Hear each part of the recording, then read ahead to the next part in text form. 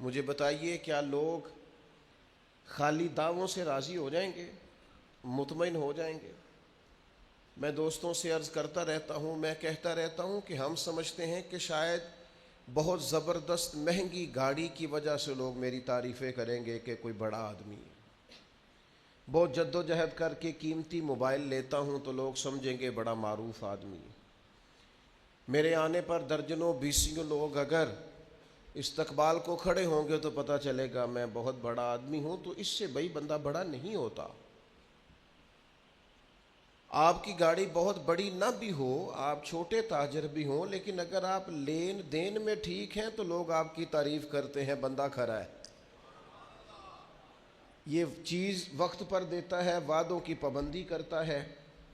آپ کسی بھی شعبے سے تعلق رکھتے ہیں، ہمارے ایک استاد کہا کرتے تھے کہ بعض استاد شاگردوں سے ثابت کرانا چاہتے ہیں کہ میں بڑا پڑھا لکھا ہوں، بڑا سیانہ ہوں، بڑا زبردست ہوں، شاگردوں سے خود بخود ان کے سامنے وہ تعریفیں رکھتے ہیں۔ فرماتے ہیں اس سے بہت بہتر یہ ہے کہ آپ ان کو پڑھائیں، جب کوئی شاگرد قابل ہو جائے گا تو پتہ چل جائے گا آپ کتنے قابل ہیں۔ اس سے پہلے آپ کا خود سے کہنا یہ کوئی معنی نہیں رکھتا۔ اور اس شاگرد سے مراد دینی شاگرد بھی ہیں، مدرسوں کے، کالجوں، یونیورسٹیوں کے کام سکھانے والے استاد بھی ہیں۔ آپ سکھا دیں گے تو پتہ چل جائے گا آپ کتنے قابل ہیں۔ لیکن آپ خود بخود اگر یہ دعویٰ کریں گے تو آپ کمزور ہو جائیں گے، لوگ سمجھیں گے کہ کوئی تعریف کرنے والا نہیں، لہذا صاحب خود ہی اپنی تعریف کر رہے ہیں۔ تو کچھ لوگ صرف دعوی عشق کر کے مضبوط ہو جاتے ہیں، عمل نہیں کرتے، یہ بھی پہلو درست نہیں ہے۔ اور کچھ لوگ ایسے ہیں جو نرا عمل کا دعویٰ کرتے ہیں، وہ کہتے ہیں جناب آپ کیا نرے نعرے لگاتے رہتے ہیں، نماز پابندی سے پڑھیں، عبادت وقت پر کریں، صدقات زکوٰۃ کا خیال کریں، حج عمرہ ٹائم پہ کریں، باقی آپ کن چکروں میں پڑھیں؟ عشق بھی ہونا چاہیے، پیار بھی ہونا چاہیے، محبت بھی ہونی چاہیے۔ یہ دوسرا پہلو ہے، یہ بھی خطرناک ہے۔ یہ بھی خطرناک ہے کہ آپ کہیں کہ میں نے سیدھی نماز پڑھ لی، اب تم مجھے کہو کہ میں غلامی بھی کروں۔ وہ عبداللہ بن نبی سلول سے جب کہا گیا نبی پاک علیہ السلام کی پیروی کرو تو وہ کہنے لگا، منافق تھا، کہنے لگا تم نے ہمیں کہا کلمہ پڑھو، ہم نے پڑھا، تم نے کہا نماز پڑھو، ہم نے پڑھی، تم نے کہا زکوٰۃ دو، ہم نے دی، تم نے کہا حج فرض ہے تو ہم نے کیا، اب تم ہمیں کہتے ہو کہ محمد کی عبادت بھی کریں؟ معاذ اللہ ثم معاذ اللہ۔ اس کو اطاعت کا کہا جا رہا ہے، اور وہ معنی کیا بیان کر رہا ہے؟ وہ غالب کہنے لگے محبت کو ظالموں نے عبادت دیا قرار۔ ان سے کہا جا رہا ہے کہ اطاعت کرو، غلامی کرو، کہتے ہیں آپ ہمیں یہ کیا مشورے دے رہے ہیں؟ تو خشک عبادات کے بعض لوگ قائل ہیں، وہ کہتے ہیں ہم سے ادب نہیں ہوتا، ہم سے اکرام نہیں ہوتا، ہم سے کھڑے ہو کے ہاتھ باندھ کے مدینے کی جانب منہ کر کے درود و سلام نہیں ہوتا، ہم سے اگر آپ کہیں کہ یہ ذوق، یہ شوق، یہ وارفتگی یہ بھی پیدا کریں تو یہ نہیں ہم سے ہوتی۔ نماز پڑھ تو رہے ہیں، روزہ رکھ تو رہے ہیں، یاد رکھنا اگر خشک عبادات رہیں گی نا تو بندہ عبادت کر کے تھک جلدی جائے گا۔ عبادت کرے گا لیکن وہ عبادت اس پر کیف پیدا نہیں کرے گی۔ تقویٰ، پرہیزگاری وہ کرے گا صحیح، لیکن وہ اس کے لفظوں جملوں تک تو رہے گا، اس کی روح میں نہیں اترے گا۔ یہ ساری چیزیں روح میں تب اترتی ہیں جب بندہ جم کے اور ڈٹ کے مدینے والے محبوب سے محبت کرتا ہے صلی اللہ تعالی علیہ وسلم۔ اور میرے نبی پاک صلی اللہ تعالی علیہ وسلم کی تو ذات ہی ایسی ہے، حضور کو تو اللہ نے بنایا ہی ایسا ہے کہ ان کو چاہا جانے کو دل کرتا ہے، اکرام کرنے کو جی چاہتا ہے۔ محبوب کریم صلی اللہ تعالی علیہ وسلم نے اپنے غلاموں کو جہاں جہاد کا حکم دیا، عبادات کا حکم دیا، زکوٰۃ کا حکم دیا، وہاں کہیں بڑھ کے صحابہ سمجھ گئے تھے کہ ہمیں حد درجے احترام بھی کرنا ہے مدینے والے محبوب۔ مجھے دیکھیے نا، دو ہی باتیں ہیں، لفظوں کا چناؤ، انداز تکلم، گفتگو، دو ہی باتیں ہیں۔ ایک صاحب آتے ہیں، وہ آ کے کہتے ہیں جناب یہ میرا نام ہے، یہ میرا کارڈ ہے، اتنے عہدوں پر میں فائز ہوں، فلاں جگہ سے آیا ہوں، یہ میرا کارڈ اندر بھیج دیں آپ فلاں بزرگ کے پاس اور انہیں جا کے کہہ دیں کہ فلاں صاحب آئے ہیں. تو ایک طریقہ یہ بھی ہے کسی سے ملنے کا. تو ظاہر ہے کارڈ دیکھتا ہے بندہ کسی کا تو پریشر میں تو آتا ہی ہے. تو ہو سکتا ہے وہ کہے فٹافٹ بلاؤ، اتنا بندہ بڑا آدمی ہے، لیٹ ہو جائے گا تو مشکل کھڑی ہو جائے گی. اور ایک صاحب آ کے پوچھتے ہیں کہ ذرا بتانا کہ شیخ مسجد میں کب آتے ہیں. وہ جب تشریف لائیں گے میرا بھی دل کرتا ہے چند باتیں سن لوں، تھوڑی گفتگو کر لوں، کچھ اگر میسر ہو. اب اس طرح کا پیغام جب شیخ کے پاس جاتا ہے تو یقین کریں اس طرح کے لوگوں کو ڈھونڈنے کو دل کرتا ہے. دل کرتا ہے کہ ان کے پاس کچھ وقت بیٹھا جائے، کچھ خیر کی بات ہوگی، سننے سنانے کا، بات کرنے کا کوئی موقع میسر آئے. الفاظ، انداز، اس کے اندر اگر آپ نے ابا جی سے کہہ دیا کہ ابا جی کیا کھانا ہے، کوئی حکم ہے تو بتائیں، پریشانی کس بات کی ہے، پیسے چاہیے تو دے دیتا ہوں، یہ بھی ایک لہجہ ہے. اور ایک لہجہ یہ ہے کہ آپ اپنے والد کی طبیعت سمجھ جائیں، آپ اپنی والدہ کی رضا سمجھ جائیں. آپ دیکھیے قرآن مجید نے ایک اور تقوی کا پہلو بھی، نماز بھی بندے کو متقی بناتی ہے، روزہ بھی کا مقصود بھی تقوی ہے، حج کرنے جاؤ تو بہترین زاد راہ تقوی ہے. تمام عبادات سے تقوی کا حصول ہوتا ہے. ایک اور تقوی بھی قرآن نے بیان کیا، ان الذین یغضون اصواتہم عند رسول اللہ. فرمایا بے شک وہ لوگ جو اللہ کے رسول کی بارگاہ میں اپنی آوازوں کو پست رکھتے ہیں، ذرا دھیما بولتے ہیں، کریم کی بارگاہ میں ذرا سلیقے سے بولتے ہیں، ذرا آہستہ آہستہ. اے پائے نظر ہوش میں آ، یہ کوہ نبی ہے. آنکھوں سے بھی چلنا یہاں بے ادبی ہے. اور فاضل بریلوی کہنے لگے یہ ذرا انداز دیکھیے، کہنے لگے حرم کی زمین اور قدم رکھ کے چلنا. آخر آدمی نے پیروں سے چلنا ہوتا ہے نا.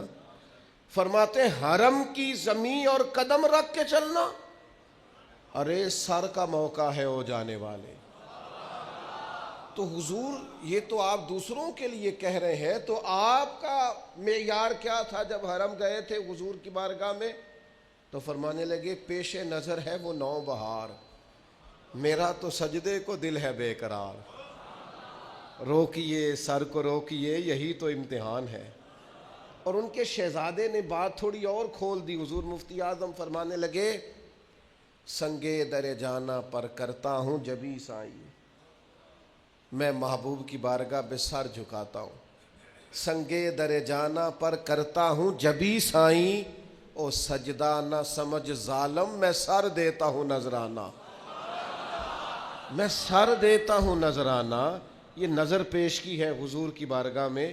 اور ہمارے ایک ضلع گجرانوالہ کے شاعر تھے، ان کا کلام بھی مجھے بڑا پسند ہے. وہ کہتے ہیں زائر کوے جنا آہستہ چل. اور مکے مدینے آنے والے، میں کس درد سے بات کروں. وہ ایک بندہ پیچھے کھڑا کیا ہوا موبائل دے کے، میں تو چڑھنے لگا ہوں نا موبائلوں سے. ہر جگہ ہی موبائل، یار حد ہو گئی ہے. ہم نے کیا اس کو دین ایمان بنا لیا ہے؟ یعنی مکے مدینے میں حضور کی بارگاہ میں بھی موبائل. ایک صاحب مجھے فون کرتے ہیں، السلام علیکم، میں اس وقت بیٹھا ہوں لائیو کال کر رہا ہوں، سلام کر لیں. میں نے کہا میرا سلام کہہ دے اور ذرا سائڈ پہ ہو کے مجھ سے بات کیجئے گا. سائڈ پہ ہو کے اس نے بات کی. میں نے کہا یار تیرا کیا خیال ہے، نبی پاک موبائلوں کے محتاج ہیں سلام کے لیے؟ فاضل بریلوی فرماتے ہیں اللہ کی قسم واللہ وہ سن لیں گے اور فریاد کو پہنچیں گے ہم. بس اتنا تو ہو کوئی فریاد کرے دل سے. موبائلوں پہ سلام سناؤ گے حضور کو؟ یہ تمہارا خیال ہے کہ رہتے ہیں فقط مدینے میں، وہ تو رہتے ہیں اپنے عاشقوں کے سینے میں. اس لیے غیر معیاری گفتگو معیاری جگہوں پہ اچھی نہیں لگتی. بات کو سمجھیں. وہ کیا کہتے ہیں؟ کہتے ہیں او حضور کی بارگاہ کی زیارت کرنے والے، زائر کوے جنا آہستہ چل. بس اگر تجھے سمجھ آ جائے نا، وہ دیکھ آیا ہے کہاں، وہ تو دیکھ آیا ہے کہاں. یہ کبھی تجھے سمجھ آ جائے نا کہ تو اس وقت کھڑا کہاں ہے، جگہ کون سی ہے، مقام کون سا ہے، جس کی قسمیں اللہ نے قرآن مجید میں بیان فرمائی ہے. لا اقسم بہذا البلد وَأَنْتَ حِلٌّ بِهَذَا الْبَلَدِ وَالتِّينِ وَالزَّيْتُونِ وَطُورِ سِینِینَ وَهَذَا الْبَلَدِ الْأَمِینِ. تجھے پتہ ہے تو کہاں کھڑا ہے؟ زائر کوے جنا آہستہ چل، او دیکھ تو آیا ہے کہاں، آہستہ چل، حاضری میں ہے ملک 70,000 قدسیوں کے درمیاں، آہستہ چل. 70,000 فرشتوں کے بیچ حاضری ہے، ذرا ہولے ہولے چل. حاضری میں ہے ملک 70,000 ان قدسیوں کے درمیاں، آہستہ چل.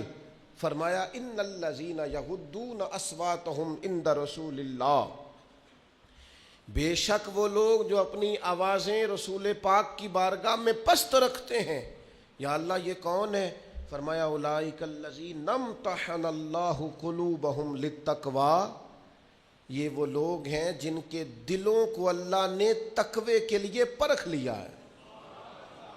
کچھ تو ظاہری طور پر عبادات کے تک متقی ہوتے ہیں نا، فرمایا یہ جو میرے نبی کی تعظیم کرتے ہیں، آوازیں پست رکھتے ہیں، ان کے دل متقی پرہیزگار ہیں. متقی لوگ ہیں جو آوازیں پست رکھتے ہیں. اولئک الذین امتحن اللہ قلوبہم للتقوی، ان کے دلوں کو اللہ نے تقوی کے لیے چن لیا ہے. جسے دل کا تقوی چاہیے وہ حضور کی تعظیم کرے، جو چاہتا ہے باطن کا پرہیزگار ہو، روح کا نیک ہو، وہ بارگاہ محبوب کریم علیہ السلام کا بادب ہو. بہت بڑا انعام ہے کہ رب فرما رہا ہے ان کے دل تقوی کے لیے چن لیے، یہ بڑا انعام ہے. لیکن آگے فرمایا لہم مغفرہ، ان کے لیے بخشش ہے، وَأَجْرٌ عظیم، اور جب رب اجر عطا کرے گا تو پھر بھی اللہ بڑا ہی عظیم اجر عطا فرمائے گا. تقویٰ بھی بڑی نعمت ہے، پر دوسرے اجر کا اعلان کیا، فرمایا بخش دیے جائیں گی اگر کوئی خطائیں ہوئی ہیں ایسے لوگوں کی. لہم مغفرۃ واجر عظیم، اگر ان کے ذمے کچھ غلطیاں ہوں گی تو اللہ معاف کر دے گا، اور اس پر بھی اجر یہ ملے گا کہ اللہ تعالیٰ انہیں بہت اجر عظیم عطا فرمائے گا. اپنی مزاج کو نا جی ذوق والا کرنا. کچھ لوگ ہوتے ہیں جو ذوق والے نہیں ہوتے، کیف والے نہیں ہوتے، سرور والے نہیں ہوتے، تو بیچارے نا خشک خشک سے، ناراض سے، ہر بات میں الجھے سے، ذرا ذرا سی بات پہ خفا سے. ہم ہر وقت اپنے حقوق کی جنگ لڑ رہے ہیں، میرے ساتھ ٹھیک نہیں ہو رہا، میرے ساتھ انصاف ہونا چاہیے، مجھے قدر نہیں مل رہی، میری عزت نہیں ہو رہی، میرا اکرام نہیں ہو رہا، میرے ساتھ پیار نہیں ہو رہا، میرے اوپر شفقت نہیں ہو رہی، والدین نے بھی توجہ کم کی، استاد بھی سخت مل گئے، فلاں جگہ میں ارادت مند ہوا تھا وہاں بھی میرے اوپر لوگوں نے اکرام نہیں کیا. آہستہ آہستہ مزاج میں سختی، خود بخود تلخی. بعض لوگوں کا لہجہ ذوق والا ہوتا ہے. وہ کسی درویش نے کہا تھا کہ ان کی ادائیں ایسی ہوتی ہیں کہ پیار آ جاتا ہے. ان کا انداز یہ، ذرا بخاری شریف دیکھیے نا، حضرت عبداللہ ابن عباس رضی اللہ تعالیٰ عنہ، یہ نبی کریم علیہ السلام کے چچا زاد ہیں. فرماتے ہیں میں نے ایک دن ارادہ کیا، اپنی خالہ حضرت میمونہ رضی اللہ تعالیٰ عنہ جو ام المومنین ہے، حضور کی اہلیہ ہیں، میں نے سوچا کہ جس رات سرکار ان کے گھر میں آرام فرما ہوں گے میں رات وہاں گزاروں گا اور حضور کے ساتھ رات عبادت کروں گا. عمر کتنی ہے بھلا؟ 10 یا 12 سال. اے ویکھو نا، اے جے عشق لگا سی کھیڈاں کھیڈ دی نو. یہ ہے جو پیر حیدر شاہ صاحب نے کہا تھا کہ عشق لگا سی. 10-12 سال میں ان کے گھر میں، کہتے ہیں میں رات چلا گیا، مجھے پتا چلا آج سرکار وہاں آرام فرما ہوں گے، اور میں نے رات وہاں قیام کیا. فرماتے ہیں رات کا کچھ حصہ گزرا تو محبوب اٹھے، اور حضور کی زبان پر لفظ یہ تھا کہ لوگ بھی سو گئے، ستارے بھی چھپ گئے، پر حی و قیوم رب بیدار ہے. محمد بوٹیا سارے ہی سو جاندے، اکو جاگدا پروردگار راتی. کہتے ہیں کہ محبوب پاک علیہ السلام یہ کہتے ہوئے اٹھے، اور سورہ آل عمران کی آخری آیات حضور کے لبہ مبارکہ پر تھیں. پھر نبی کریم علیہ السلام مشکیزے کی طرف بڑھے، حضور نے وضو کیا. فرماتے ہیں میں بھی وضو کر کے نا تو نبی پاک علیہ السلام کی بائیں جانب پیچھے ذرا کھڑا ہو گیا. اب جب 2 بندے جماعت کرانے والے ہوں تو فقہی مسئلہ یہ ہے کہ امام کے سیدھی جانب کھڑا ہو دوسرا آدمی، سیدھی جانب. کہتے میں حضور کے پیچھے کھڑا ہو گیا. نبی کریم نے نا مجھے پکڑ کے دوران نماز ہی پکڑ کے حضور نے ادھر لا کے کھڑا کیا. حضور نے کھڑا کیا, جیسے ہی حضور نے مجھے چھوڑا میں پھر ادھر چلا گیا. کہتے دوسری دفعہ کریم نے پھر مجھے کھڑا کیا, میں پھر ادھر چلا گیا. تیسری دفعہ یہ دیکھو یہ نماز ہو رہی, نماز پڑھا کہ میں تیں وال ویکھا, مینوں کعبہ بھول گیا آئی تے بھول گئیاں نہیں سب صوم صلاتاں اکو یار دا فکر پیا آئی. فرماتے حضور پکڑ کے یوں لاتے, میں پھر پیچھے. 3 دفعہ ایسا ہوا.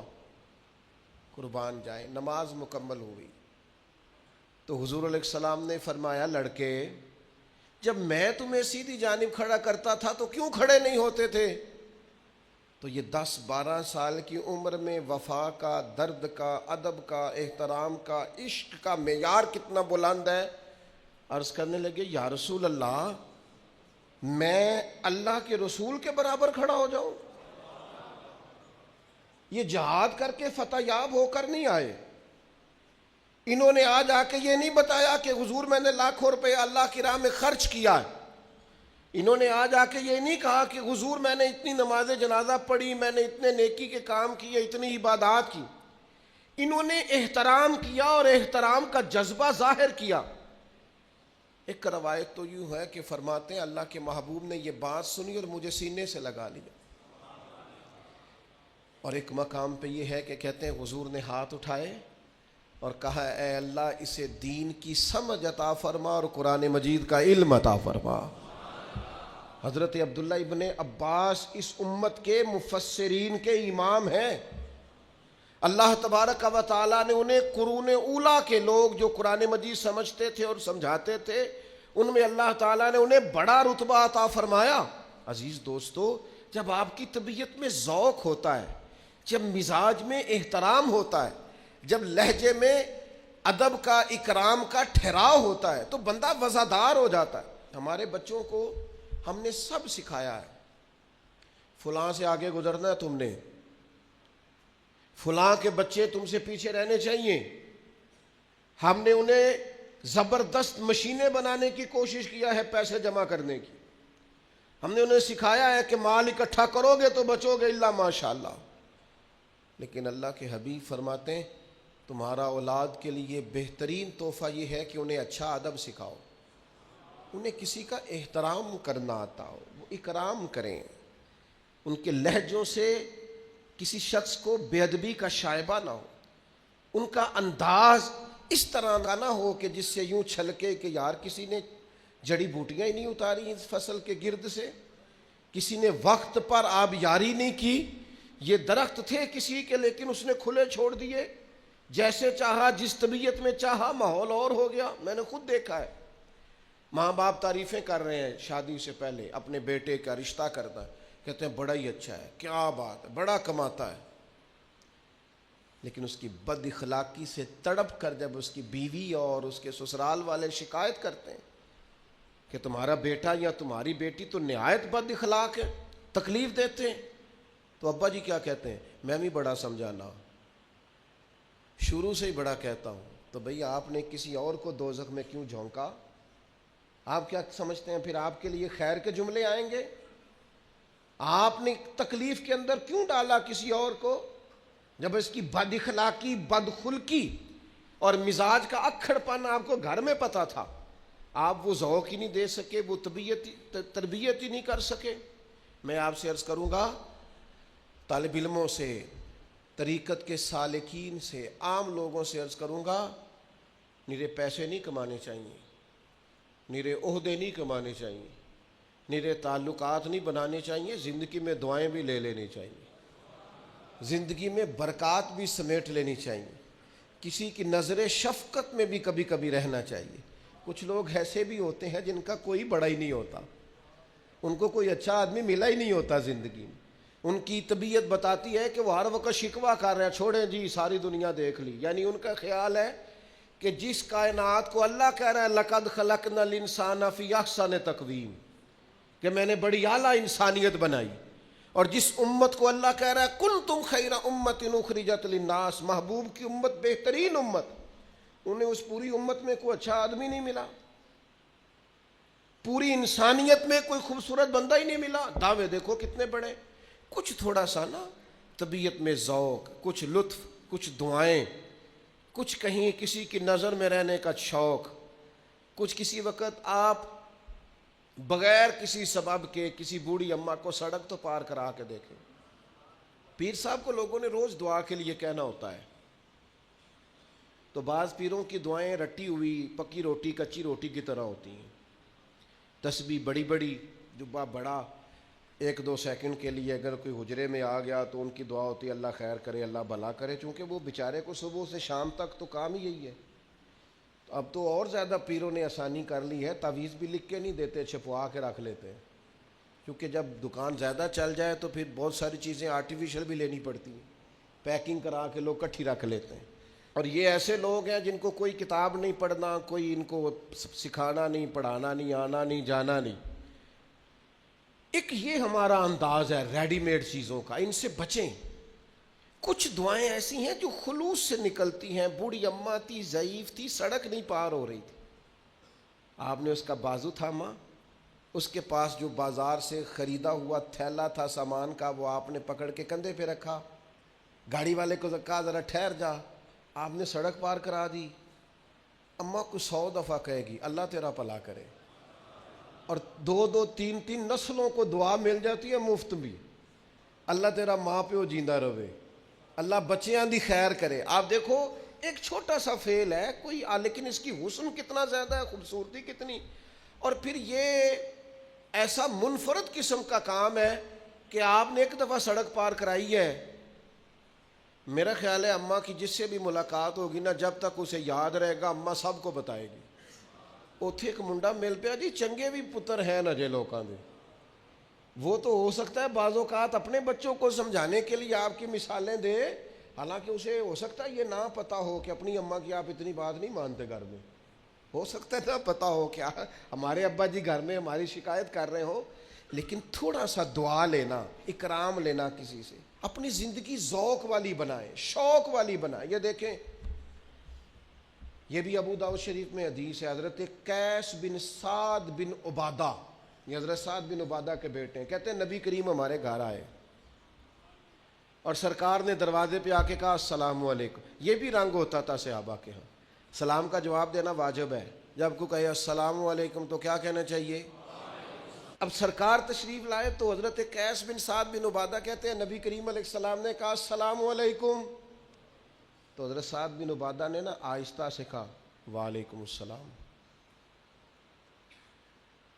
حضور نے پھر کہا السلام علیکم، انہوں نے پھر آہستہ سے کہا وعلیکم السلام. حضرت قیس بن سعد کہنے لگے ابا جی اونچا کہیں، تو حضرت سعد کہنے لگے بیٹا چپ کر، حضور ذرا ہم پر زیادہ سلامتی بھیجیں تو کرم ہو جائے گا، آنے دے سلام آنے. یہ سیاست ہے، مجھے سمجھ نہیں آتی لوگ جب حدیثیں پڑھتے ہیں تو ان حدیثوں کو کیوں نہیں پڑھتے. یہاں پتہ نہیں کون سی اینک لگا کے گزرتے ہیں، اللہ جانے سمجھتے نہیں. یہ بھی حدیثیں ہیں، یہ بھی صحابہ کا ذوق ہے، یہ بھی ان کا لینے کا طریقہ ہے. نبی کریم علیہ السلام نے تیسری مرتبہ کہا السلام علیکم، تو حضرت سعد بن عبادہ نے پھر آہستہ سے کہا وعلیکم السلام. اب اصول یہ ہے کہ 3 دفعہ سلام کرو، دستک دو، کوئی جواب نہ دے تو لوٹ جاؤ. حضور لوٹنے لگے تو حضرت سعد بن عبادہ اٹھ کے دوڑے، عرض کی حضور معاف کر دیجئے گا، 3 دفعہ ہی سن لیا تھا، 3 دفعہ جان بوجھ کے آہستہ بولے تھے. حضور دل کرتا تھا کہ کبھی سلامتیاں زیادہ مل جائے نا آپ کی زبان نور سے، کبھی زیادہ. حضور راضی ہوئے، خوش ہوئے یہ بات سن کر. کہتے ہیں محبوب کو لائے میرے والد، اور پھر خود آگے بڑھ کے صابن پیش کر کے اس زمانے کے مطابق حضور کے، چونکہ سرکار کا طریقہ تھا ہاتھ دھو کے کھانا کھانا، وہ پیش کیا، پھر کھانا کھلایا محبوب کو. کہتے ہیں پھر نبی پاک علیہ السلام کو نا ایک بڑی خوبصورت بنی ہوئی چادر دی تحفے میں، سرکار نے وہ چادر لے کے اوڑھ لی، پھر ایک گدھا دراز گوشت شریف اوپر چادر ڈال کے تحفے میں پیش کیا. پیار کیا نا، محبت کی نا، ذوق بنایا نا. کیا کہتے ہیں خواجہ غلام فرید، ایک باری لانگا تو میری جات. حضور کبھی ایک دفعہ نظر کرم تو فرمائے، کبھی آئیں تو صحیح حضور کریم آئے نا. ذوق پیش کیا نا، جو بن سکتا تھا خدمت کی. تو ان کا وہ بے لوث انداز اور وہ عقیدت کا وہ رنگ اور لہجے اور آنکھوں کے اندر وہ محبت کا خاص نقطہ عروج. کہتے ہیں کہا نہیں ہم نے، عرض نہیں کی، خود بخود حضور کے ہاتھ اٹھے اور محبوب نے دعا کیا دی، کہا اے اللہ سعد بن عبادہ کی اولاد کو برکت عطا فرما. حضرات صحابہ کرام فرماتے ہیں نبی کریم علیہ السلام جب کسی کو دعا دیا کرتے تھے تو اس دعا کا اثر ہم اس شخص کی نسلوں میں بھی محسوس کیا کرتے، نسل در نسل اس کا اثر جاتا. یہ کیا ہے؟ یہ ایک ذوق ہے. یہ کیا ہے؟ یہ ایک محبت ہے. یہ کیا ہے؟ یہ وارفتگی ہے کہ آپ کی طبیعت میں، آپ کے لہجے میں. یار ذرا دیکھو کیسی سادی سی بات ہے. حضرت سیدنا ابو ایوب انصاری رضی اللہ تعالیٰ عنہ، خیبر کی جب جنگ ہو رہی تھی تو اللہ کے حبیب خیمے میں تشریف فرما تھے. تو نبی کریم علیہ السلام نے نا اچانک کسی کے قدموں کی آہٹ سنی، آواز سنی. تو سرکار نے فرمایا کون ہے باہر؟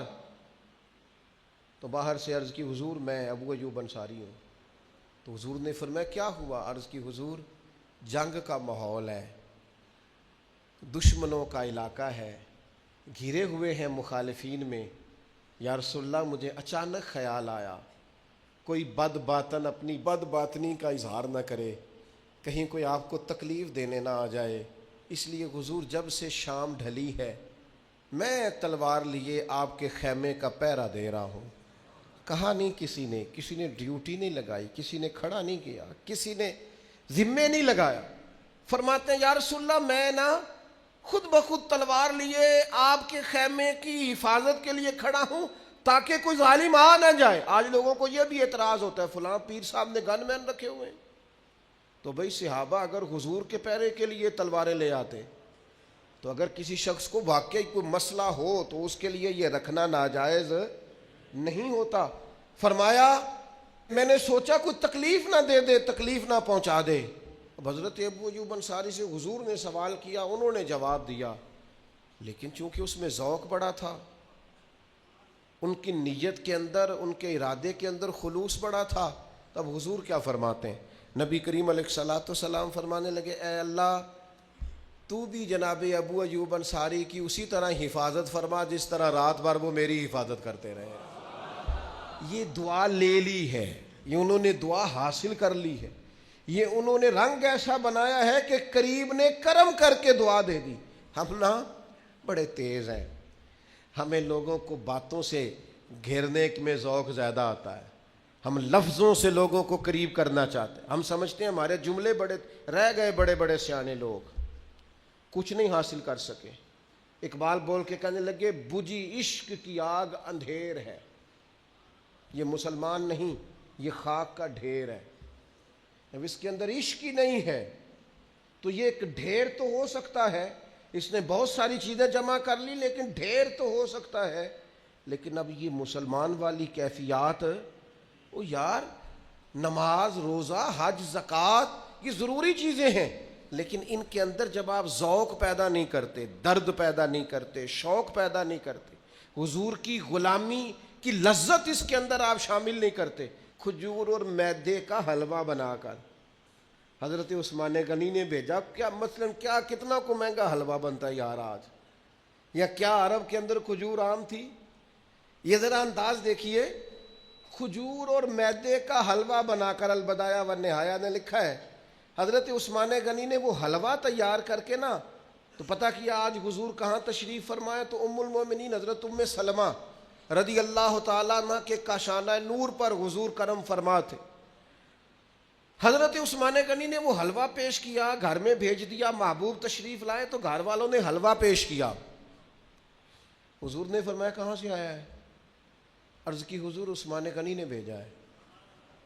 آپ ذرا یہ انداز دیکھیے اور جملوں کا چناؤ دیکھیے، ایک حلوہ ہی آیا ہے نا اور دیا حضور کو ہے. سرکار تناول فرما کے کہتے کہاں سے آیا؟ یا رسول اللہ عثمان غنی نے بھیجا ہے. تو حضور نے ہاتھ اٹھائے اور یہ دعا کا انداز دیکھیے، کہا اللہ عثمان تجھے راضی کرنا چاہتا ہے تو ہو جانا راضی عثمان غنی. حلوہ حضور کو بھیج رہے ہیں. اور حضور فرما رہے ہیں اے اللہ عثمان تجھے راضی کرنا چاہتا ہے. الواہ بخدا خدا کا یہی ہے دار. فاضل بریلوی کہتے ہیں بخدا خدا کا یہی ہے در، نہیں اور کوئی مفر مکر، جو وہاں سے ہو یہیں آ کے ہو، جو یہاں نہیں تو وہاں نہیں. فرمایا اللہ تجھے راضی کرنا چاہتا ہے تو ہو جانا عثمان سے راضی.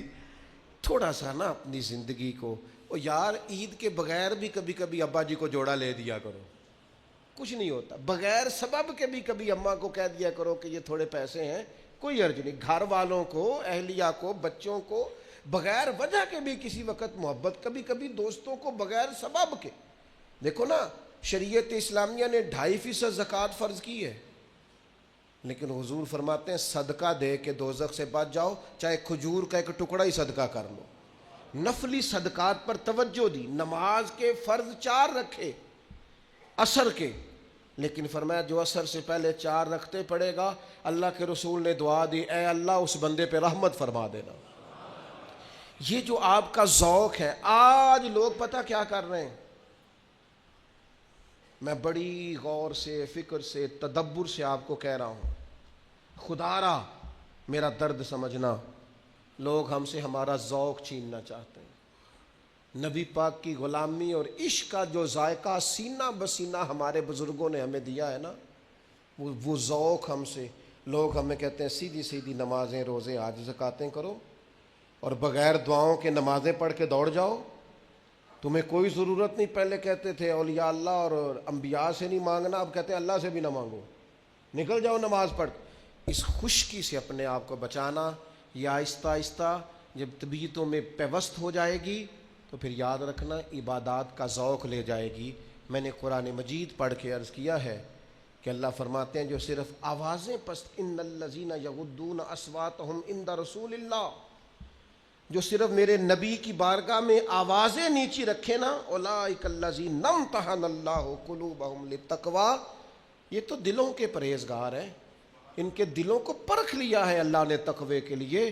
اگر دلوں کے پرہیزگار بننا ہے تو پھر زندگی تعظیم مصطفیٰ والی، غلامی رسول والی. اللہ تعالیٰ سمجھنے کی توفیق عطا